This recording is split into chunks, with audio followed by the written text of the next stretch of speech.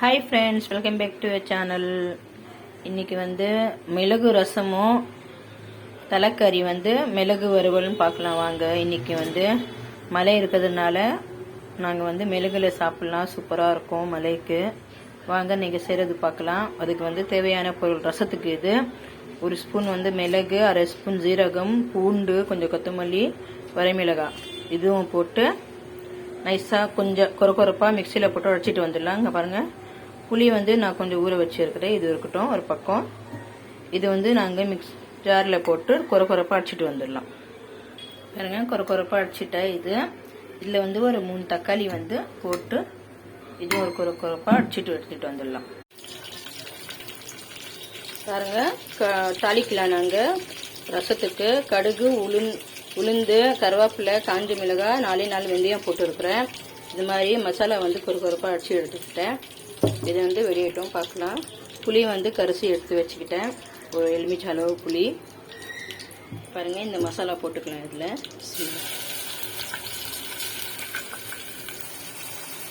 மசாலா போட்டுட்டு இப்போ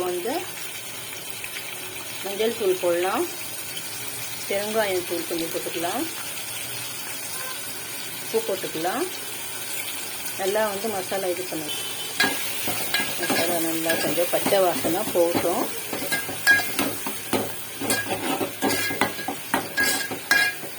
அவ்வளோதான் ஃப்ரெண்ட்ஸ். இந்த புளி தண்ணி இதில் போட்டுக்கலாம். நாங்கள் உங்களுக்கு எவ்வளோ புளிப்பு வேணுமோ அவ்வளோ புளிப்பு போட்டு இது பண்ணிக்கோங்க.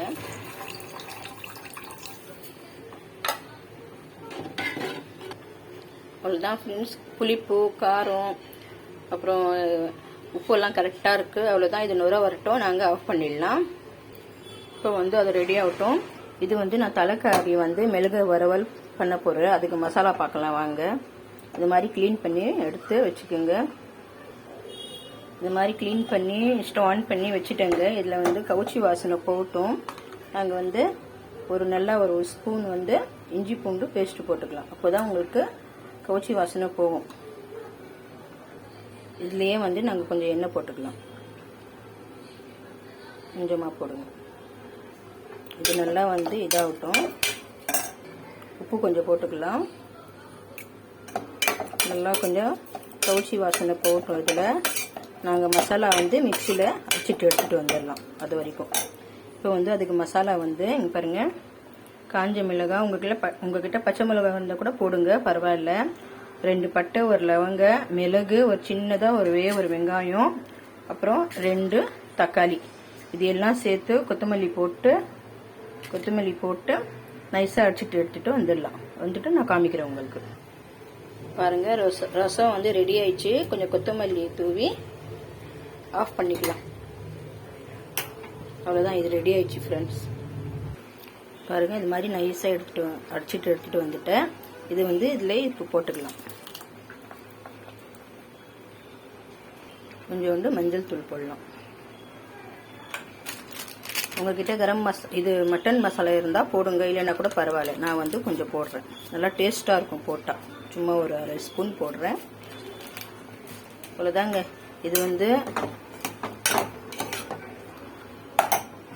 அவ்வளோதான் ஃப்ரெண்ட்ஸ். இது நல்லா குக்கரில் மூடி போட்டு ஒரு 4-5 விசில் வரட்டும், பார்க்கலாம். நாங்கள் நல்லா சூப்பராக இருக்கும் இந்த மலையில். இது ரசமும் இதுவும் சூப்பராக இருக்கும்.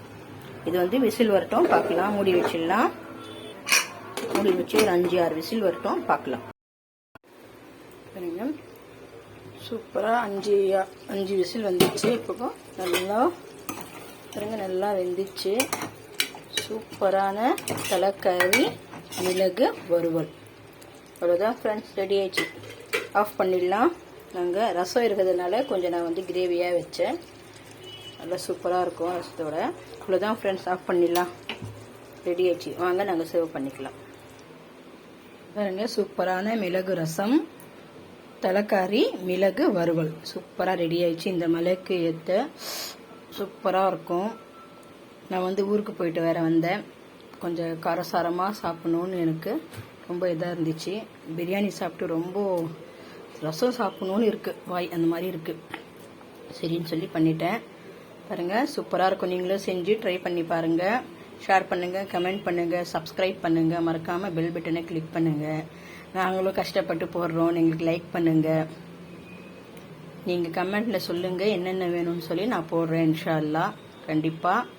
அவ்வளோதான் ஃப்ரெண்ட்ஸ், வாங்க சாப்பிடலாம். பாய்.